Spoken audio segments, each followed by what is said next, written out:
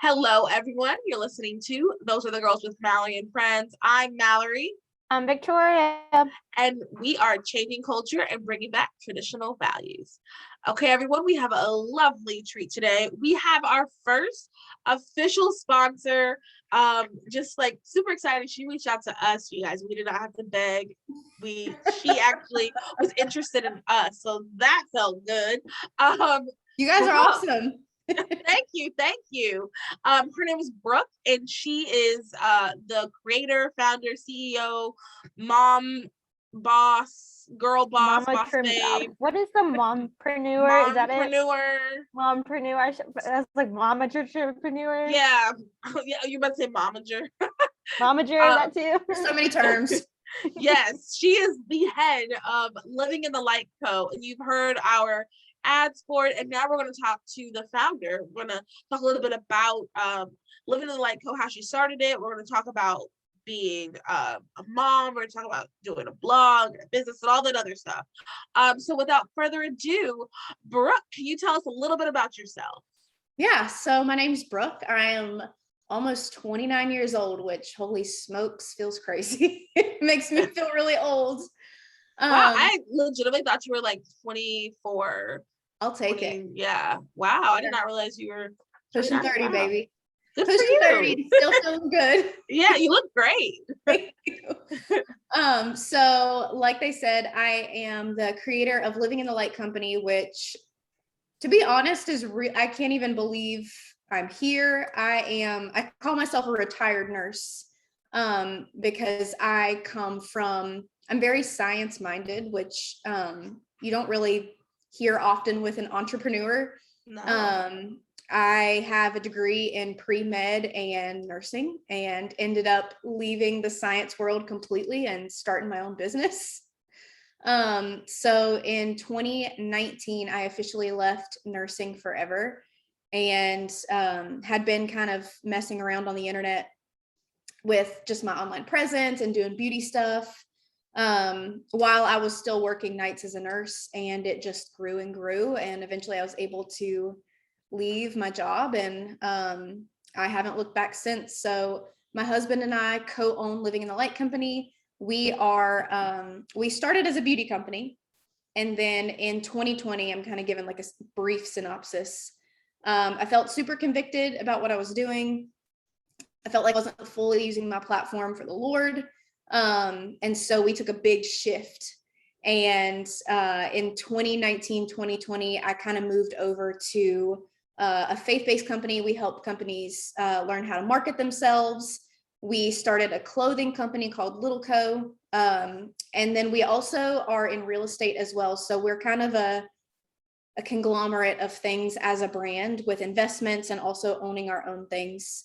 And my husband left his job in 2020 as well as a Starbucks manager. And now we got 2 kids and the rest is history. So it's been a wild 2 years. Yeah. So really quick, I have a quick question. Yeah. How did it feel to quit your job and then the entire world shut down while you were starting a business? Like what was going through your mind? That was rough. So I actually left in December of 2019. Oof. In January 2020, my husband he reads world news all the time. And so I feel like he always knows everything. And he started kind of mentioning to me about this virus. And I was like, what are you talking about? He's like, yeah, there's this virus in China. They keep talking about it. And it seems really like freaky. And I was like, oh no, they're probably just like hyping it up. And then we had a baby in February 2020. Ooh. The first week of March is when everything shut down. And it was honestly kind of maddening. We were stuck at home with a newborn, away from both of our families, trying to run this business. And he was still working at Starbucks at that time. And so it was just kind of me and this baby and this business trying to figure it out. But honestly, I think I had built such a loyal and strong social media presence at that point somehow, that it ended up going really smooth. I think it was just in God's plan for us to kind of go in that direction. And It honestly thrived. Our business in 2020 thrived, and wow, that's glory to God. Wow. It was crazy. So yeah, I think people were just at home and on the internet more than any time. And so yeah, people were just there, and I was like, well, we're gonna crank out some content and get this stuff going. So it was scary, but we thrived somehow. Yeah, no, that's fantastic. I feel like all the businesses that were already online that were like, I don't say pleasure oriented because that sounds like sexual, but I mean like getting packages in the mail, entertainment. There we go. That's a better entertainment oriented. They thrived in 2020. If you had a brick and mortar that you had to like be in there, touch things, to sit down, eat, I'm so sorry for you. Yeah, it was rough for them, but yeah, online it was fantastic, and I think it brought opportunities that I don't think we would have otherwise had. So a couple good things came out of the pandemic. Yeah. Let's start in the beginning. When did you start the blog? So, and what was like the premise? It's kind of like a cloudy time period. So 2016 is when I officially started doing stuff online. And at that point, there wasn't like, people really weren't much on Instagram. There was no stories. There was no live videos. I mean, it was just like straight up. Like you had to pre-record videos and post them. So 2016, I was working as a night shift nurse in oncology. Hated it. It was terrible. And I, for whatever reason, and this is completely out of my comfort zone, I'm very introverted. I'm really like not a beauty type of person. I don't wear a lot of makeup, but for whatever reason, I was just watching a couple other girls and I was like, you know what, this beauty thing seems kind of cool. So started posting like makeup videos while I was working night shift, and started an Instagram and did that for a couple of years and made a little bit of money here and there. And in 2019, I started a Facebook page and I named it Living in the Light Company, which is based off of Psalm 18:28. That's kind of like my life verse, I guess you could say. And for whatever reason, from January 2019 to probably 7 months into the year, my page just exploded. I gained like 50,000 new followers in a couple of months. Wow. It's double. So how many followers did you have in that first like 3 years? So, because I think it's important to talk about from like beginning, because like we see and hear a lot from bloggers and influencers that are like making it big now, but it's just kind of like the grind and like I mean there's a certain strategy you have to do to grow, and it's not most of the time it's rarely an overnight success. Right. Yeah, it was really weird because I definitely don't have like that aesthetic of this like mansion and like lots of money. I mean, we were dirt broke poor, like paying with our groceries with change. Poor. And so I started on Facebook with just a regular Facebook, maybe like 200 friends, like hardly ever posted, just like your friends and family, like people that you kind of just know. I didn't really have an Instagram, so it was all like very fresh for me. I started with really nothing, and I just thought, you know, I really enjoy posting this kind of stuff with my hair and, you know, whatever I was doing at that point. And so, yeah, I started with nothing and was working with this company. And I don't know if this has anything to do with it, but some of my videos went viral with my hair. And I just started gaining like thousands and thousands of followers a week. And it was honestly just, it was crazy because I never expected for that to happen. I was just kind of doing it, you know, for a couple extra $100 and for fun. And it just took off from 2019 to 2020. I ended up with like 60 or 70,000 followers on Facebook. And then my Instagram started really picking up steam. Probably was at like 10K at that point. And it's only just continued to grow since. And so started Living in the Light Company in 2019, started it as an official LLC in 2020. And that is when we developed LITL Co., which is my clothing company. And again, thought that was just going to be like a little side gig. And now it is our biggest money-making portion of our company. Wow. Yeah. And you guys are in real estate, and that's wow, that's fantastic. Yeah. So yeah, I mean, I'll get into it a little bit more. We essentially took the money that we were making online and thought, you know what, we don't want to put all of our eggs in one basket as far as, you know, the internet fluctuates, algorithms change. Instagram can shut you down at any moment. It's terrifying, really. Terrifying. And we've seen a little bit of that with our business in the past year, but we thought, you know what, I think it'd be really smart if we invested some of the money that we've made into something that's actually in real life. Something we have a little bit more control over. And so that's when we got into real estate. And we're still learning as far as that. We're actually in the middle of a couple of business ventures right now. And so, yeah, it's just kind of been a journey of adding things on that we think will kind of fit in with our brand and also be another stream of income, because the internet, like I said, just fluctuates so much.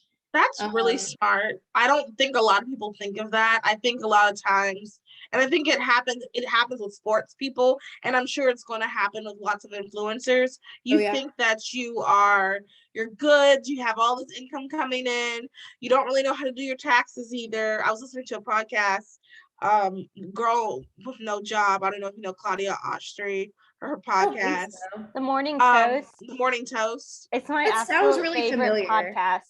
I share stuff about it all the time. You might.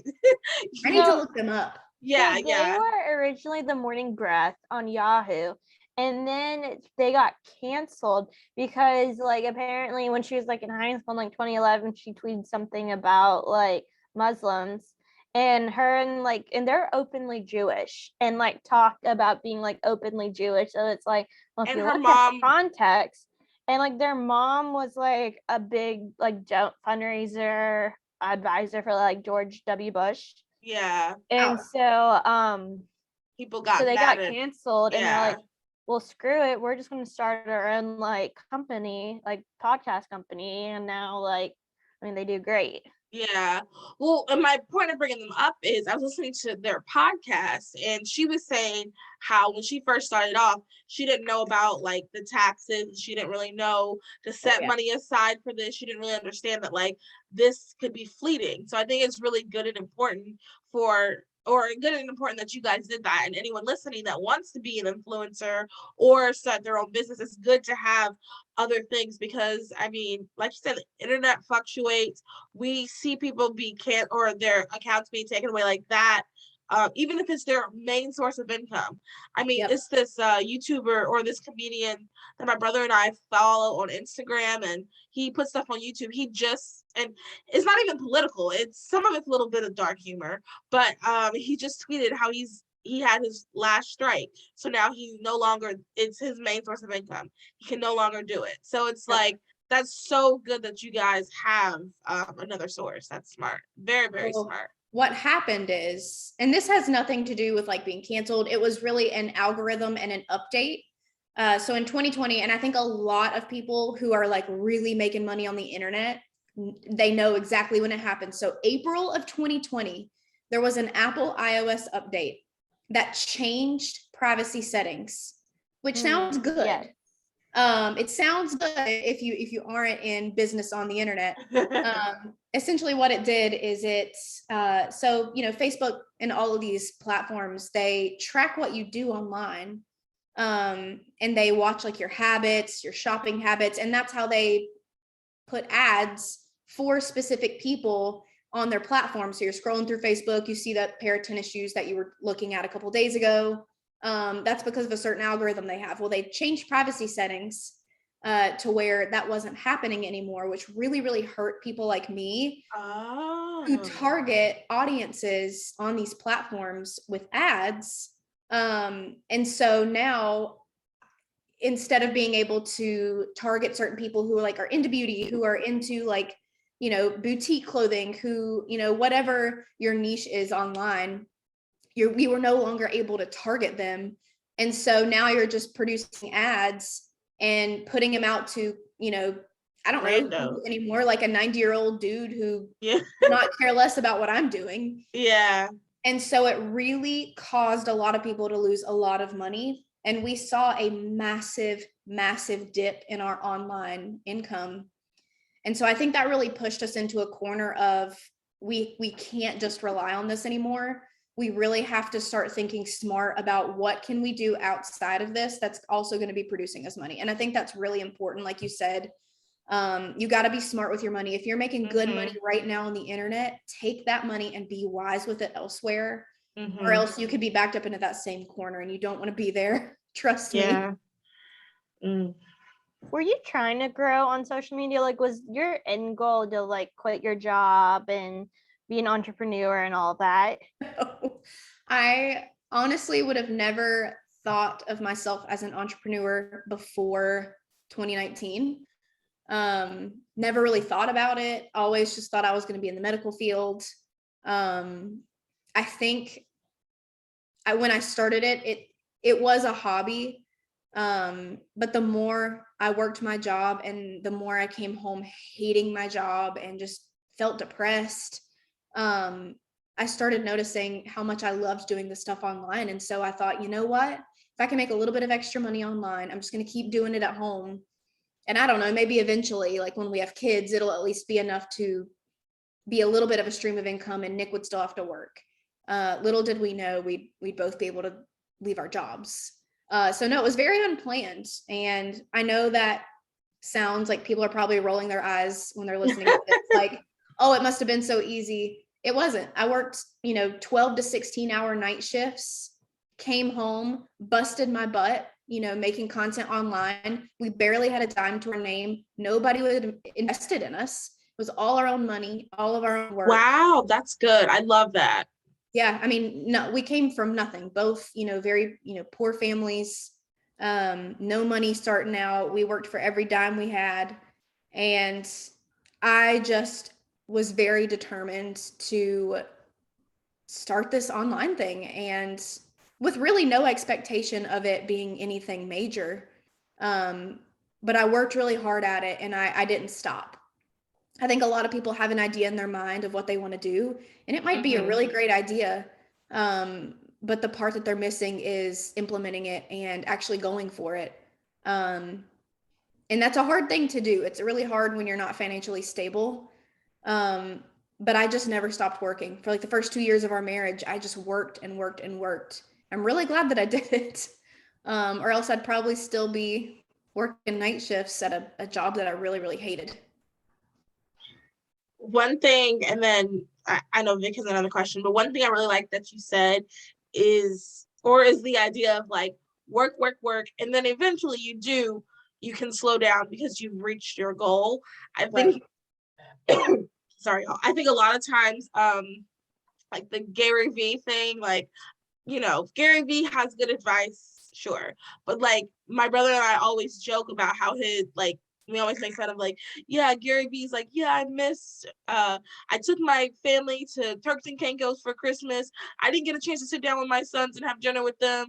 And, but we worked all night. We got it. And it's like, well, no, like, I think you should want to sit down for Christmas with your children. Like, I'm sure they would appreciate that. So I like that you worked. And then now you're still working, but you can tell your priorities have shifted a little bit more. Like it's not grind. So that's good. I like that. And I think my mindset going into my marriage, I mean, not that I had any of this internet stuff in mind, but both of our mindsets going into our marriage is we're going to work really, really hard right now and sacrifice a couple of things. I mean, me and Nick worked opposite shifts. He worked day shift. He'd come home. I'd maybe have like an hour, maybe 30 minutes, because I would just be waking up. And then I would have to leave for work. And we did that for a long time. And that was really hard. You definitely have to have a healthy relationship going into something like that. And we did. Your relationship with your spouse, if you're married, comes first. You don't need to, mess any of that up. But we went into it thinking, you know what, we knew we wanted to have kids, and we knew that we did not ever want work to overpower our family, that we really wanted to spend time with them. That was something that our parents prioritized. And I know that was probably really hard for them because they didn't make a lot of money. But we really wanted to prioritize family over everything else. And so we thought, what can we do right now when we're young? I mean, we were really young when we got married. What can we do right now to set us up for the future? That way we're not just, working until retirement age constantly. And then, at that point in our life, being able to kind of chill out a little bit. So for the first 2 years, it was just like nose to the grind. And I'm so glad that we did that, because really right when we had our daughter, which was our first kid, I had already left my job and we were working. And so now we have, we still work a lot, like you said, but we have a lifestyle that we created to really enable us to focus on our family, which I think when you're a parent is the most important thing. That's literally my goal. What you said right there, grind, grind, grind. And then when I'm married and have kids, I can do my own business. Right. And when you're single, goals. Oh my gosh, when you're single, do it. I mean, build what you grinding. And y'all, I am grinding. I think a lot of people, how old are you guys? I'm 27. 26. Okay, so y'all are pretty close in age to me. I think that's when you're young. I mean, 20s, we're still young. Yeah. I say until I turn 30, I'm still young. When you're at that point in your life, especially my brother he just turned 20, he's married, and I tell him all the time, like, you are so young. Take advantage of the time that you have right now. Yeah. The fact that you're so young, and like just pour into something, even if you don't have to go to like a boring job. If you have a passion, pour into it right now, get really good at it.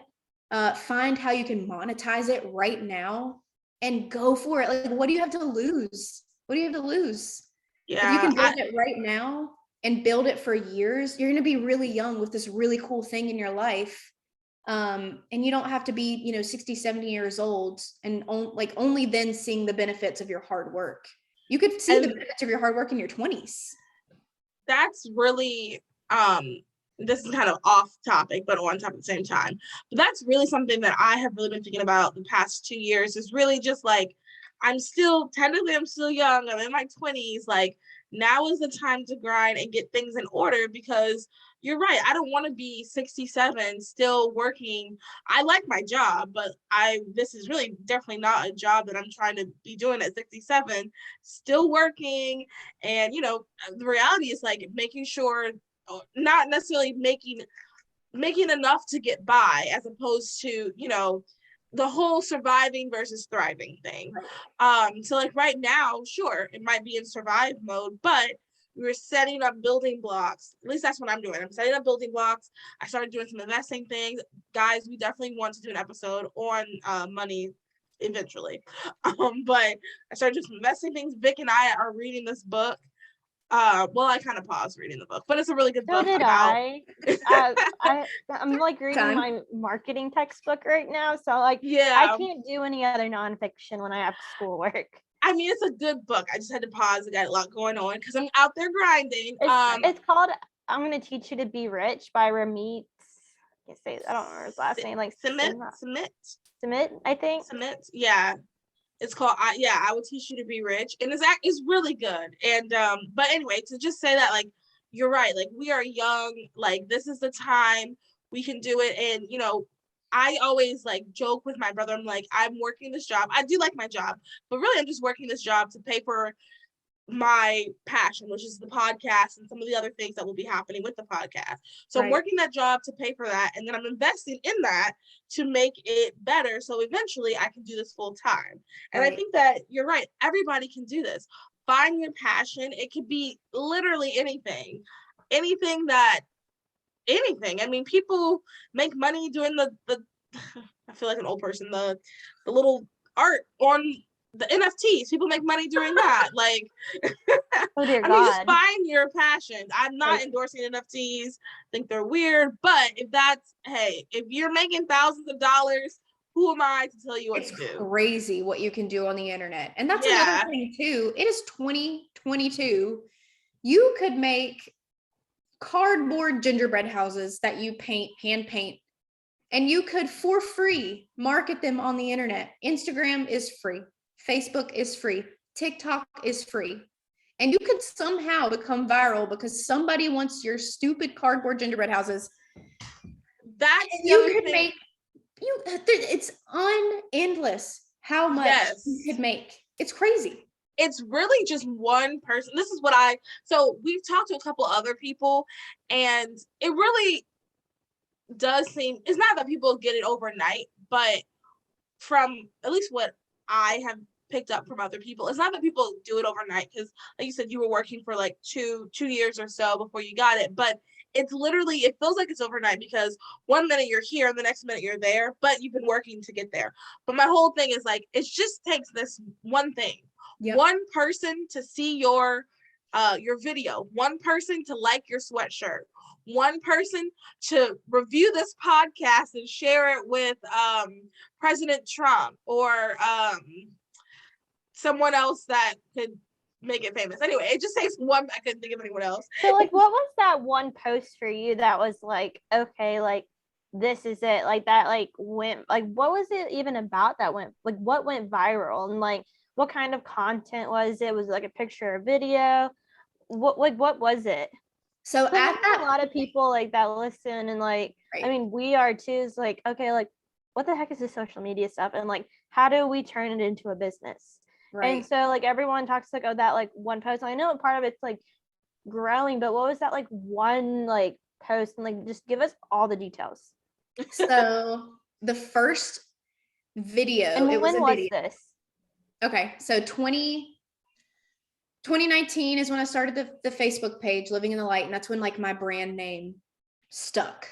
It was what was your brand name before? Oh God, I don't even know. Like, I think it's Beauty. It's Beauty email, by Brooke right? Griner. Yeah. It's my so old like, email. So like from like 2016 to like 2019, it was like Beauty by Brooke. Yeah, something like that. And it changed. It kind of fluctuated a little bit here and there. It was never super official, because at that point it was still, you know, just like this part-time hobby for me. But I thought, you know what, I'm going to start like a brand name. This sounds cool. And it had to have been in 2019, like maybe March or April of 2019. It was this one video. It was called Beach Waves for Days, which is really cheesy. It was me reviewing this like curling iron. And it was a live video.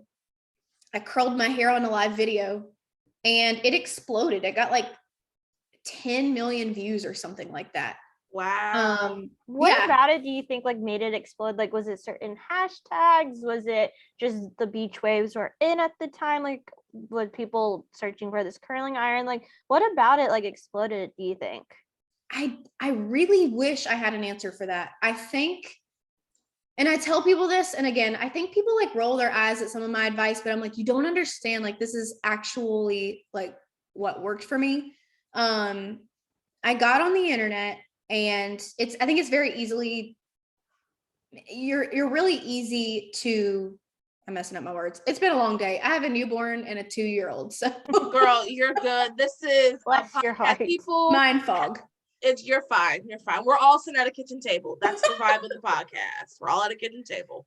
So it's really easy to be influenced by other people on the internet. Like right now, the big thing is like these beautiful women, and they have kids, and they have this amazing house. Everything is aesthetically beautiful. Mm-hmm. And I think it's really easy to look at people like that, and they're like flooded on the internet. There's so many of them, and I love it. I think it's great. But it's really easy to get sucked into trying to be like that, and you start becoming disingenuous. Mm-hmm. And so I think one thing, and I do a lot of things wrong, but I think one thing I did right is that I never strayed from just being who I am. I never tried to like put on this beautiful aesthetic. I never, tried to talk about something I didn't actually really love. And I think people can really see like what's genuine on the internet and what's not. And I think there's such a draw, like you find your people on the internet. And I tell people in our marketing class all the time that it's not valuable to have a large audience if that audience isn't engaging in what you're putting out. So if you have, 100,000 followers, but 50,000 of your followers could not care less about what you're posting about, what are they worth to you monetarily? Nothing on the internet. And so it's really important to stay true to whatever your niche is, your passions. That way you're drawing that type of audience. And so I found my people on the internet. And I think a lot of that is what caused me to continue to grow so fast and caused me to be able to actually make money, because the people who were taking in my content were also purchasing things from me because they cared about what I was posting about. And so I think that video I think the audience that I found just enjoyed what I was putting out and then just kept sharing it. And then the company that I was working with, I do think that they paid to have it as an ad as well. But most of it, you can look at your statistics. I know I'm getting into like very specific things. You can look at your stats on videos with Facebook. Most of my reach was organic, meaning it was unpaid. Wow. And so I think a lot of it was luck, to be honest with you. But I also think a lot of it was me building a genuine audience. And that took a long time. It wasn't just an overnight thing, I exploded, I think, because of that video. But my base of people was, people that I talked to and took the time to get to know. And I think that's really important, is to stay genuine and really get to know your audience. What trends are you seeing right now on like Instagram and Facebook that's like helping with the algorithm? Reels and TikTok. I hate reels. I hate reels too. I'm trying, y'all. I love watching reels and I love watching TikToks, but man, I hate freaking making them. These like 16-year-old kids they're like geniuses when it comes to these transitions. I mean, crazy. The reels I've done. So I've been trying to do some reels. I can only do a reel that is just like that one video, and then I can put up the text and it's going to stay up the whole time. Like, I'm trying to figure out how they're doing all these transitions. The text comes, they like hit this, the text moves, and then they do that.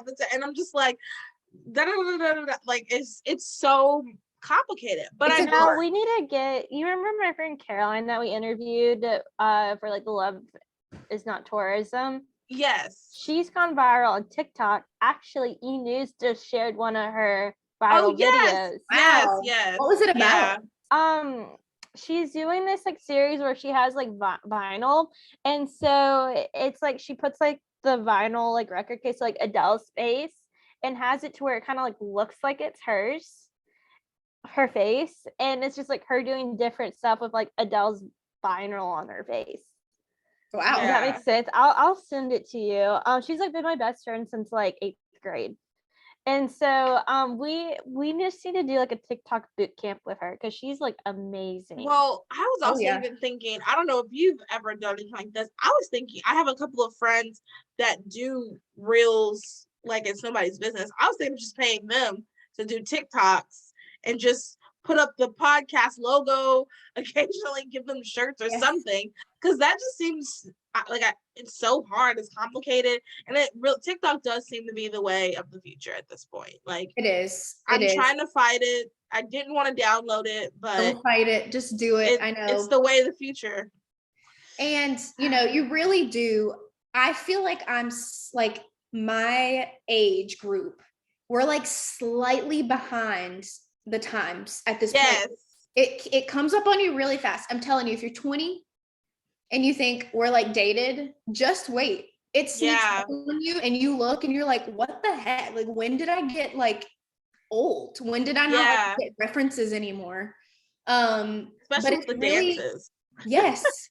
It's really important to stay technologically with the times and just embrace all this stuff and have fun with it. But one thing that I think you kind of made a point about, Vic, is that your friend, her viral video is something so specific.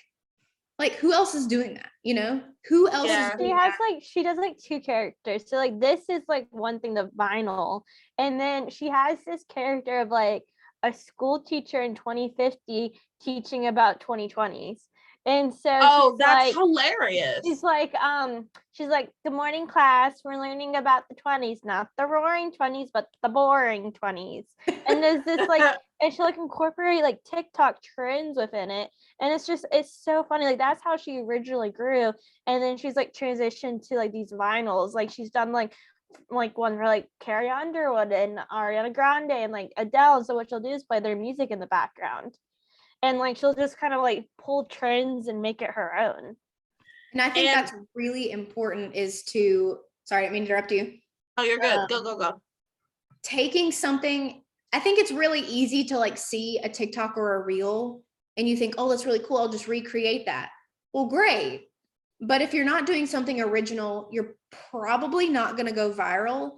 And original doesn't mean coming up with something new. I think we put this pressure on ourselves as business owners. Like, what is the new thing that I can come out with? You don't need to come out with a new thing. You just have to package it into something that is genuine to you and your brand. And make genuine, authentic content that's not a copy of anybody else's. Especially if you're super niche. If you are like really specific in your business and nobody else is really doing what you're doing, you can produce some really cool content. And because it's new and different, a lot of times those are more, they're more ready to go viral because people think, oh, I've never seen that before. It's really cool. I think I'm going to share it. So that niche, like really specific stuff with your business, I think is key right now to going viral. Is just what am I doing different and how am I setting myself apart from everybody else? How did you do, like, hold on, Mel. What did you do to make yourself different? Like, what would you say was like your like niche and like your differentiation? So what I do necessarily isn't super different from what other people are doing. I'm a Christian conservative on the internet. I think that does set me apart a good bit. That's what we've noticed too. Yeah. People can really kind of point you out, and people don't like you, but that's okay. I stayed genuine to myself, which I think is key, first and foremost, not deviating from who you are, because people can tell if you've changed and you grow. But I think changing your values and your morals through your business can be detrimental to your business if it's not a positive change. If they can tell if you've made like some kind of big change and you weren't genuine in the first place. Anyway, I think what made me different, that's a really hard question because I have a clothing line. Like everybody has clothing lines. I think I'm just really honest about like my life and the process.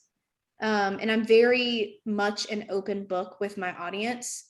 And something that I never stopped doing that I think people make the mistake of is I never stopped genuinely engaging with my audience. So there are people who've been following me for years, who I know like what their kids' names are, and I know about their life. And, you know, I've had actual genuine human conversations with them, and I've never stopped doing that.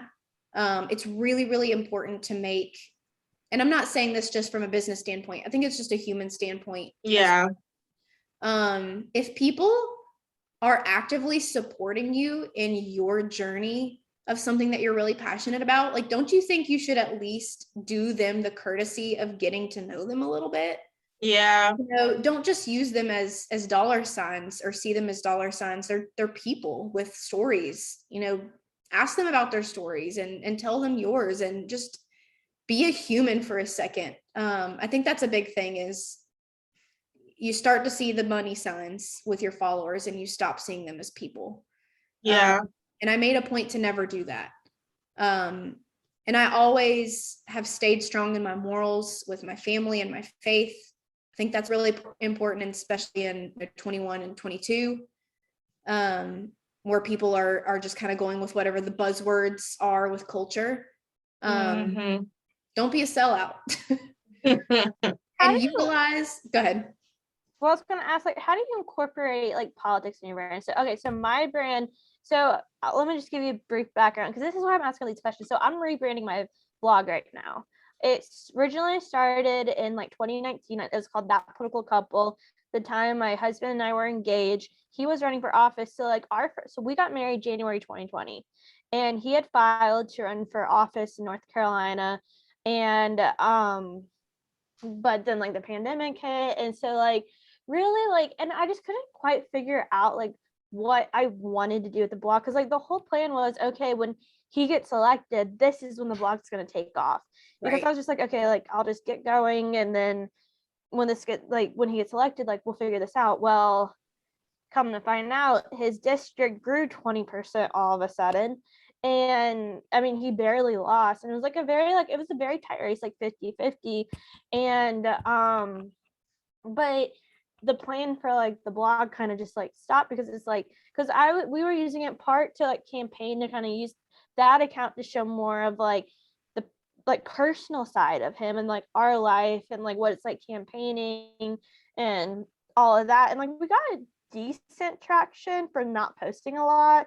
And like I was trying to balance like my like everyday job with like going to events with him, and like really using that account to kind of like post like for our friends that's like away from my personal account. But honestly, like I haven't posted on the blog almost it'll be like a year and a half. And so like, and like we're kind of like stepping back from him running like this year, and like honestly probably like the next couple of years, unless God tells us otherwise. But I'm like rebranding it to that political life, so kind of going away from like us as a couple in politics to more of like, okay, like this is how you get involved. Like I want to show more of like a moderate voice. Right.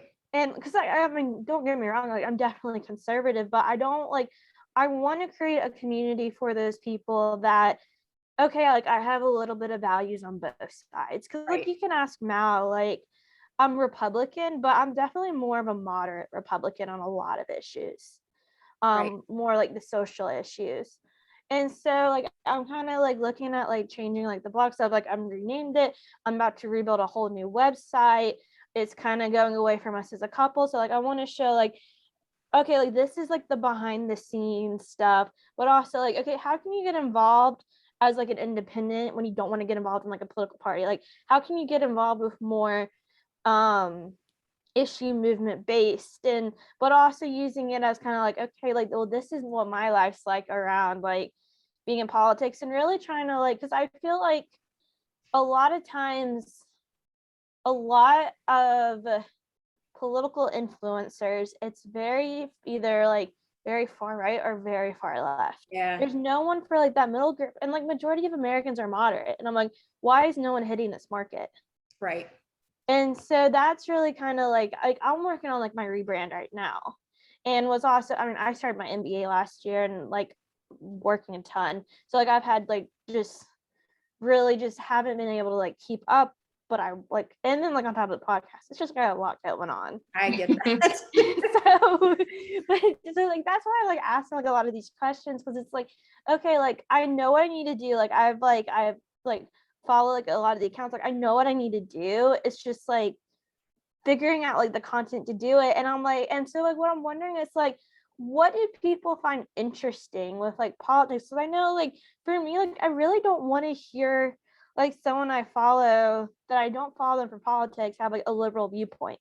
Right. So like how do you balance like talking about politics but also like being just a family beauty clothing type brand? I guess that's my long answer. No, long question. I think that's a good question. I actually don't talk about politics at all. Really. I mean, I think there is a pretty definitive line, and I say this all the time when I talk about controversial things. I steer clear of politics because I think you're right about it. It's just so divisive, and you don't even mean for it to be.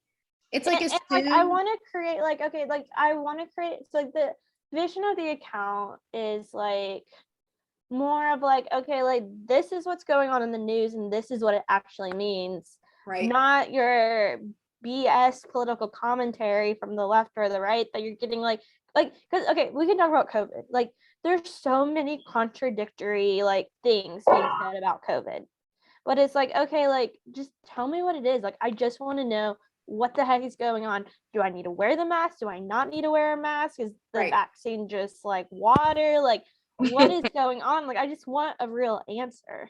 Right. And so like, and like, I mean, I'm heavily involved in like the Republican Party and like my county, and like sit on like a bunch of Republican boards. So like, I mean, I'm true Republican, don't get me wrong. But there's like, even like, I just want to know the facts.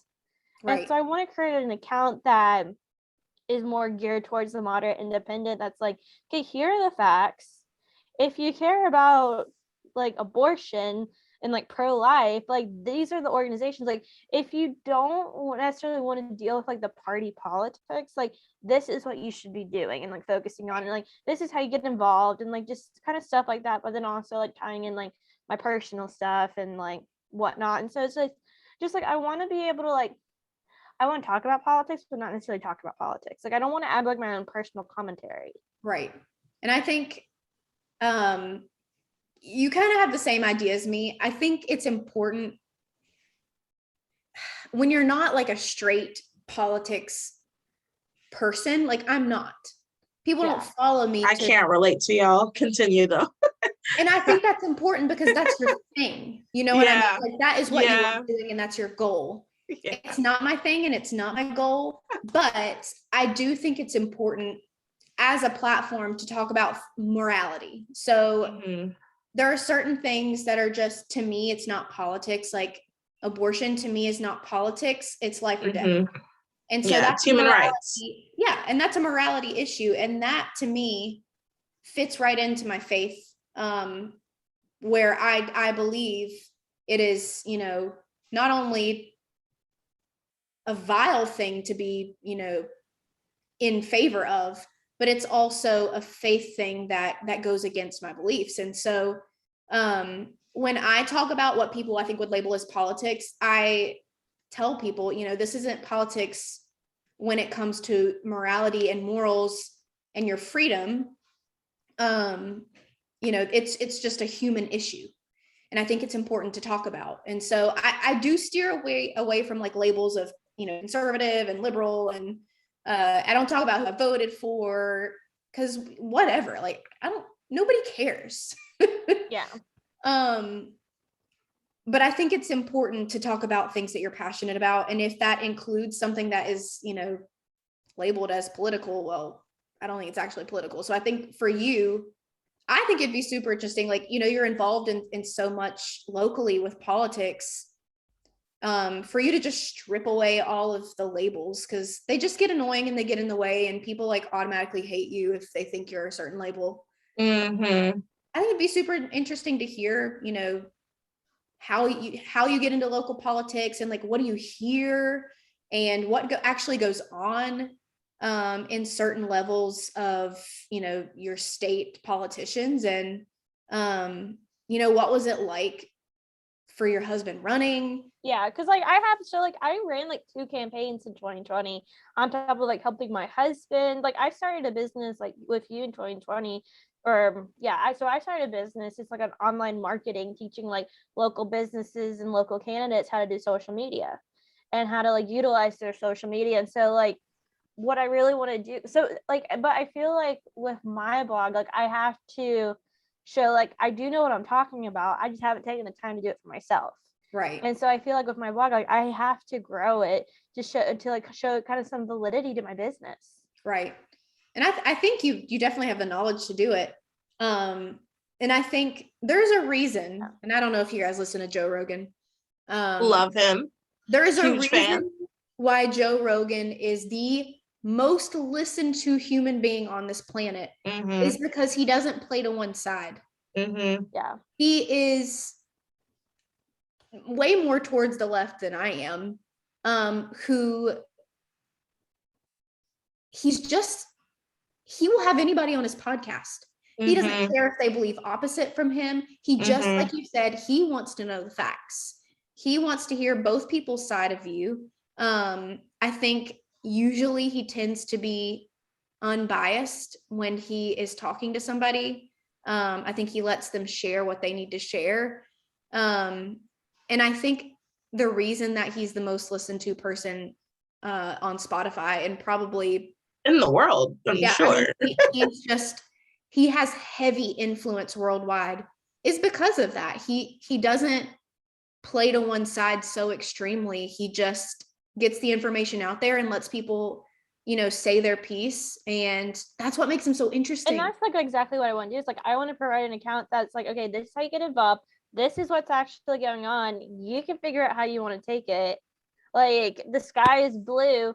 Figure out how you want to interpret that yourself. Right. Yeah. And then showing kind of like the behind the scenes of like, okay, this is what's actually like getting involved. I felt like with like that political couple, it was very like Republican focused. And I felt like I was missing like a market, honestly, not kind of being just like a voice for the people, if that makes sense. Right. No, I think there's a lot of information. I think people need less people screaming in their face and more facts. What are the facts? Facts are, screaming at people and telling them they're just wrong is not going to change anybody's mind. But if you have information that you can say, hey, this is where I got this information from, you might make somebody think twice, and when you say it in a loving and neutral way, with some things, I mean, I think some things you can't really be neutral about, but it's really important to just come out things with facts and lovingly, and being willing to having conversations with people who are very not like-minded.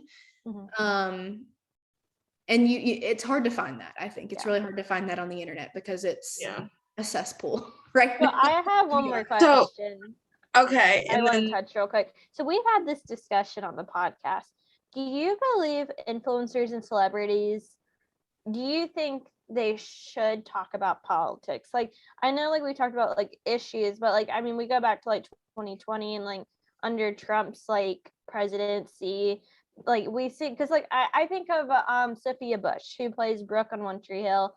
Love her to death. I would love her content, but I unfollowed her because I'm like, I'm tired of you like talking negative like about like you like your politics, like and so it's just kind of like we've kind of had this discussion. It's like, okay, like do they have a right to talk about politics, but it's also like they're providing false information, and like and it might be just because it's like they're not supporting like our people and like Republicans. But like, what are your thoughts of like celebrities and influencers talking politics and like saying like you should not be voting for Donald Trump because he's a racist, saying like stuff like that?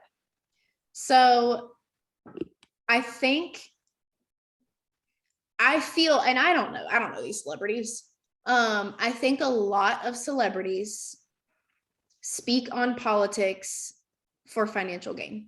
I think if you're not authentic and genuine about what you're saying and you're just doing it for personal gain, just move on. Like, nobody cares what you're saying, like, shut up. And it's frustrating because I think a lot of celebrities just say whatever the left wants them to say. Because it's popular and you get less backlash. Well, here's the thing. If you are like Selena Gomez, who's like one of the most followed people on Instagram, if you're Selena Gomez and you come out and you say anything that makes you sound slightly conservative, or if you come out and say, hey, I think maybe we shouldn't mandate vaccines, like maybe it's not ethical. Can you imagine how many sponsors would drop them? How much money they would lose? How many people would not like want to work with her anymore? Because she said like that one thing that, culture likes to make you think is the minority, and that's evil. So I think there's a lot at stake with celebrities, and I think they just say what they have to say. And a lot of it seems disingenuous. So, I mean, I don't know. I think most of them just say what they have to say to make money. And who knows if they actually believe it. They probably do, because they're not very informed. So yeah, because I have a hard time believing them saying we need to tax the rich, yet they're the rich. It's dumb. I mean, Cortez is an idiot, and I probably shouldn't say that. No. I'm an economics major, and she's an economics major, and I'm like, how? That's not what I learned. If the government intervention causes fluctuations of supply and demand, we're seeing it today with our grocery stores. We're seeing it today in like everything. Like literally everything. Like literally, like prices go up because there's not enough supply and there's more demand. I don't think it's a matter of like should or shouldn't they. I think it's a matter of like what is their motivation. It's probably not genuine. That's a really good point.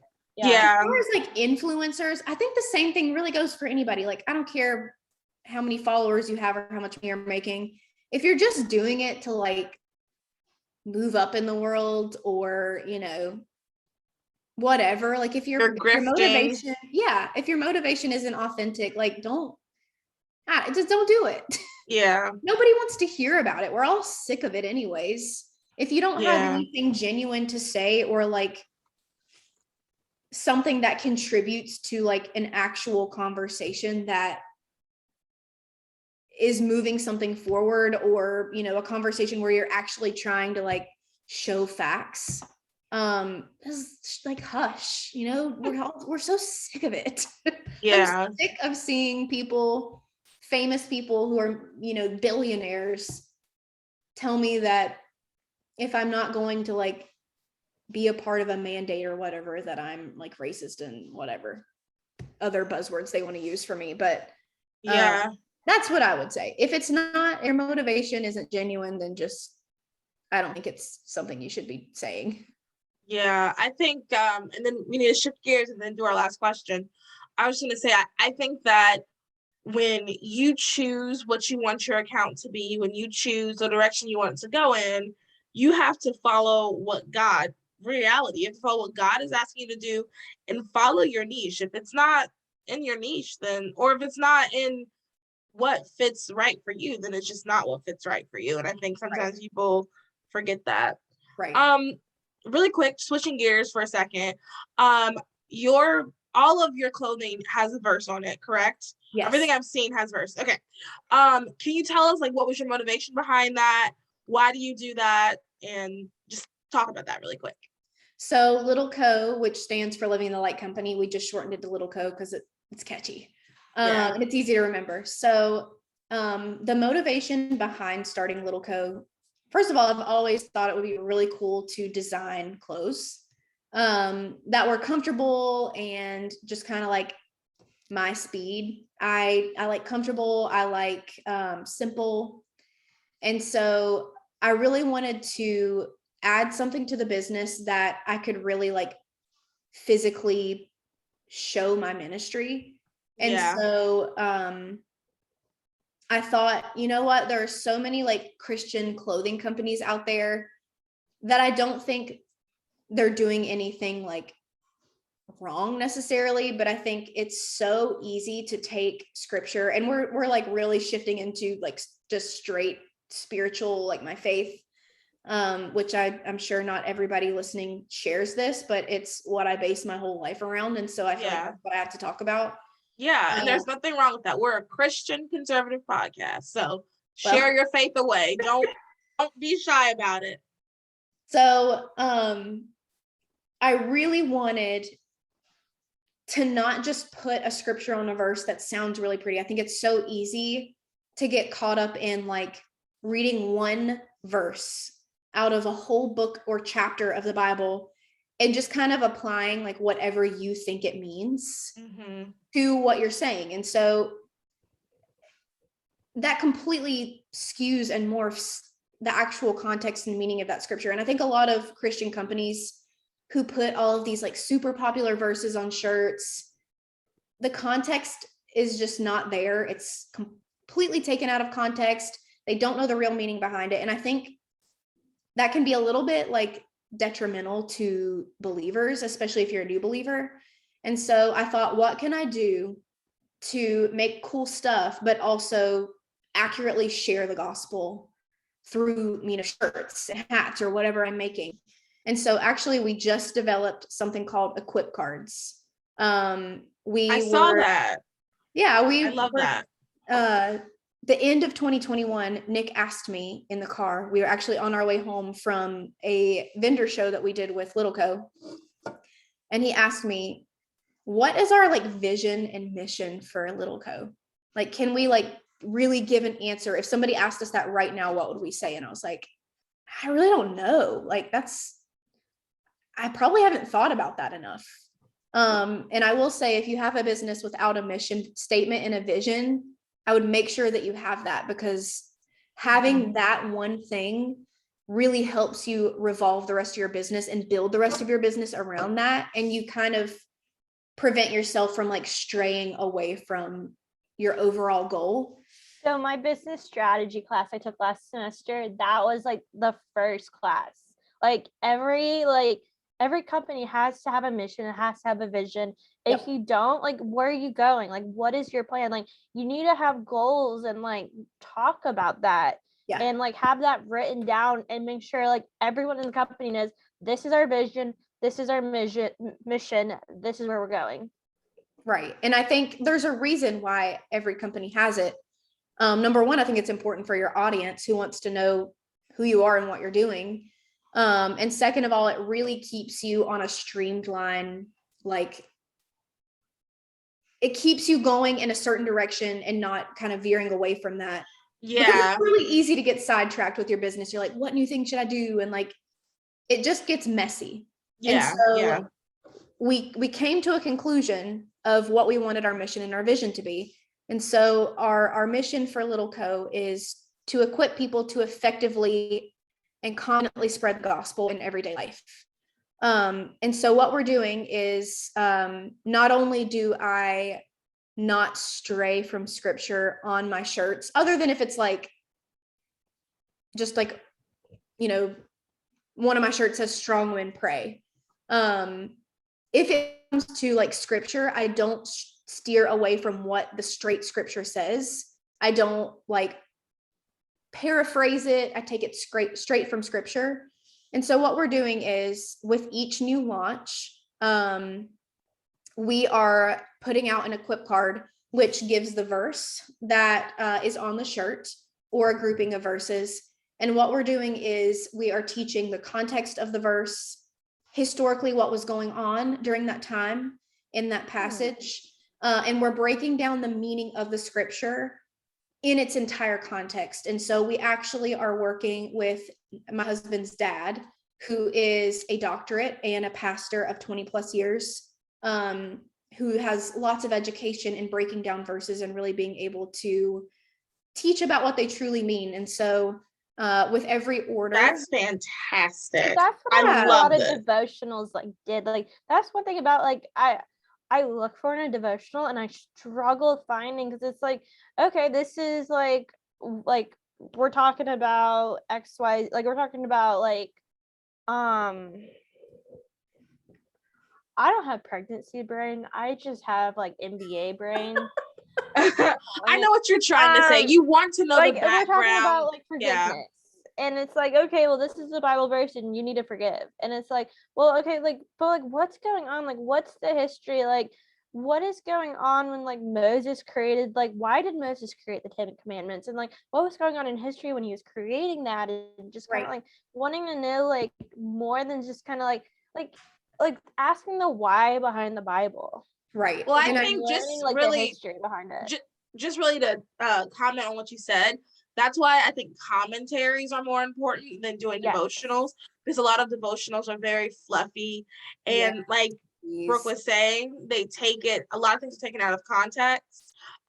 So it's so much better to do commentaries, and then, you know, obviously make sure you find the right commentary. And it's more important to like get the Bible.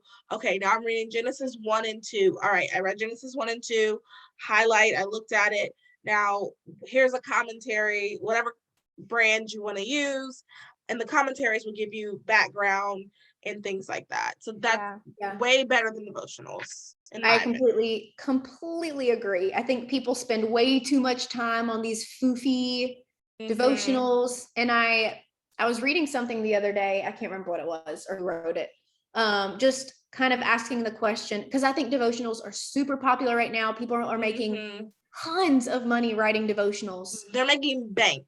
Yes. And I think it's not great. a lot of them are not great. Are fluff, especially for women. Yeah. And I want to have a podcast episode about that too. There's a lot of things that are out there for women that are just very much, I don't want to call any female pastors out, but there's a lot of things that are just very fluffy and it's very me-centered. Yes. And it's not the gospel. The whole purpose of the Bible, it has nothing to do with us. Right. It's all about God and Jesus coming down. So anyway, that's great about the equip cards. Back to the topic. Yeah. That's fantastic. I love that. So we really just wanted to give, like, we're trying to figure out a practical way to teach people about the Bible. And so this is just the beginning. It's where we wanted to start. We thought it would be something that they can keep. And when people are out and they see you in your Little Co apparel and they ask you, hey, what does that mean? You can confidently tell them what it means. Because I know sometimes when people like ask, questions in person about scripture, sometimes I'm like, I don't know. Like, I don't know if I have a great answer for that. And you kind of like get choked up in the moment. You don't really know what to say. And I want people to be confident in what they're saying and know that what they're saying is actually scriptural and not just something that they read out of somebody's opinionated devotional. That's fantastic. I have strong views on devotionals too. And so we really want people to be able to effectively share the gospel while they're, out and about. So love that. That is really our central mission for Little Co is to equip people. And something kind of going back to other questions that you've asked, this is obviously only going to apply to Christians. Something that I think grew me more than anything else is, and I'm not perfect at this. I know I'm not, I'm human. I have made a point in everything that I do to center it around the gospel. Everything that I do in my business, making sure what I'm doing is ethical and moral, making sure that it aligns with scripture and my morals, making sure that I'm implementing ministry into what I'm doing, because at the end of the day, what I'm doing on this earth doesn't matter if I'm not sharing the gospel in everything that I do. And so the big shift that happened for me when I was super convicted in 2019 with the beauty stuff, I really felt like my mind was so money centered because I was making, in all honesty, a lot of money at that point, more money than I ever imagined I would be making. And I really got convicted about being so all about the money. Like, what can I do to make more money? What content can I make to make more money? And I stepped back at my business and I asked myself, like, what are you doing with this big platform that you've been handed? Out of sheer luck, it felt like, what are you doing to share the gospel? What are you doing to further, scripture? And so I didn't have an answer for that. I wasn't really doing much. And so that's when we took a big shift with Living in the Light and really became completely faith-centered and faith-based and very unapologetic about that. So I think there's a lot of great advice that I could give with business because it's been a learn as I go thing. And I think that's where you glean the most knowledge, just doing it and learning from mistakes. But I can safely say that I think the reason why our business is growing is because God, for whatever reason, is blessing it. And I'm doing my dang best to keep it gospel centered. And that advice, you can take it or leave it.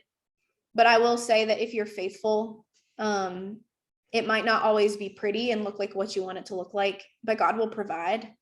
And I fully believe that the reason my business has grown the way it has is because God intended for it to be that way. And we're doing our best to stay faithful and stay true. So that was good. I honestly, no, I needed to hear that. And that really, that's good. That was good. Last question. And we kind of talked about it for 5 seconds earlier.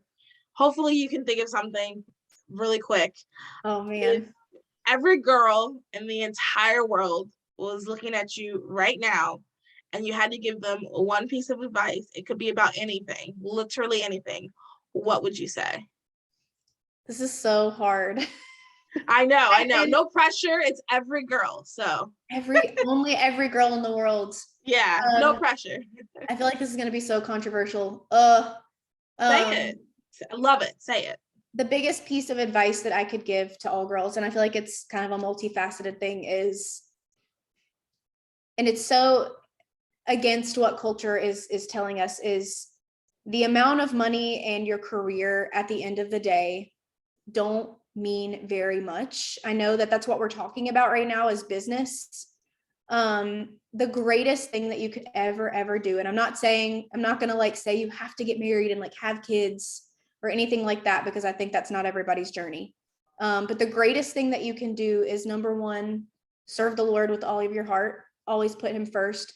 And number two is love your family well, which is really like general advice. And I know it has nothing to do with business, but above all else, when you leave this world and you die, nothing in your career or your job will matter at that point, but the love that you poured into your family or whoever is around you at the end of your life is what's going to carry on. And I've definitely learned that more and more and more as I've gotten married and had kids, is the importance of pouring into the people around you. Nothing else matters. It really doesn't. I think it's love important that. to, Like my husband's and I's like New Year's resolution is like every year, like I do like a word of the year and like just pray on like for God's like, okay, like what's my word this year? And like this year, like we really like thought about it. It's like relationships, like our marriage like has been dictated between like 2020 election, running for office, politics, COVID-19, and it's like we've put a lot, I would say like I wouldn't say like we've put our careers in front of like focusing on like our friends and our family, but we kind of have. it's easy to do. It's easy to do. And so like this year it's like, okay, like the things we decide to do, we're doing it for ourselves. Right. And we're doing it to grow our relationship with each other, as well as like growing a relationship with our friends. Like we're not gonna make, like I feel like the past 2 years, like we've made a lot of decisions and like a lot of big decisions based off like our careers.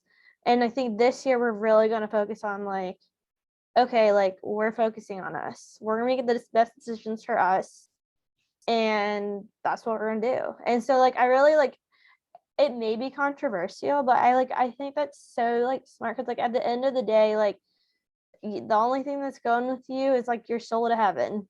Like all the money in the world like isn't gonna like take you there. And so like I just think it was like a really good reminder. Like I mean, I will say like, that's something like we have been focusing on. Like we're about to like, honestly, we have like a big life update coming up that like we haven't told a lot of people. Like not pregnant, by the way. You're gonna get a bunch of emails. Congratulations. Not pregnant. No, but like we have like a big life update that we made this decision for us. Right. I feel like it's the best decision for us. Yeah. That's another thing I would say. I'm sorry. Yeah. No, good. Every girl's listening. You got to get everything out. I know. Another thing I will say is have kids. Oh my gosh. Whether that is from your own body, whether it is fostering, whether it is adopting, I cannot even like begin to explain the joy that comes with having children. And I wanted to say that because I feel like so much negative bull crap, it like centers around having kids. Like people about them and they tell you how your life's going to end. I'm here to tell you having children will grow your love capacity and your joy capacity in ways that you never thought was possible. Makes me emotional. They're wonderful. Have kids, adopt kids, foster kids, whatever avenue that we want to do, all of the above. And I just have to get through my MBA. So August 2023, you better believe little kings are coming around. It is the greatest time of life. I will tell you that. It's the greatest time of life. Hard, Crazy, but the greatest. Well, that's great advice. Thank you so much, Brooke, for coming on. This was a really, really great episode. I think this will be good because we do have people that listen that are in the entrepreneur space and want to be influencers. So I think this will be really good advice for them, as well as it's good to know who our sponsor is, because people hear the ads, we talk about it mid-roll on our weekly TCAPs, and people are like, who? So it's good to know who it is behind the brand. If you enjoyed this episode, everybody, make sure you like, rate, review, subscribe. Seriously, if you really like this episode, please leave a review on Apple Podcasts. I don't know how much to beg everyone. We would really It like helps a with the review. algorithm. We just talked about social media. Yeah. The world to a business to leave a review. The world. Yeah. Seriously, if you could just leave a review. And we know 78% of you listening are listening from Apple Podcasts. I see it. So if you could just please leave a review, that would be very beneficial. And tell your friends, share this episode with your friends that are interested in being entrepreneurs, especially people who are interested in owning a business, like a product-based business. I think this will be a really good product-based business episode. And I think that's it. We have cute stuff on our merch site. We have our gorgeous girls vote t-shirt, still limited edition. We also have our anti-abortion sweatshirt still on the website. And also too, if you go to www.litlco.com and use the code those girls, you can get 10% off. So there's a bunch of purchasing you can do in the next couple of weeks whenever you hear this. I think that's it. Anybody have any closing remarks they want to add? I just feel honored to be here, and I'm really glad that you guys had me on. Yeah, and I'm excited that we connected. It's been it's going to be a really cool relationship. I definitely see a long-term relationship here. So yes, really awesome. Yes, I agree. I love everything about the business. Love the equip card. I think that's amazing, and we'll definitely have to talk about that a little bit more off air as well. I just love that. All right, everybody, thanks for listening, and everybody have a good rest of the day, night, evening, when or wherever you're listening. Bye. Bye, guys.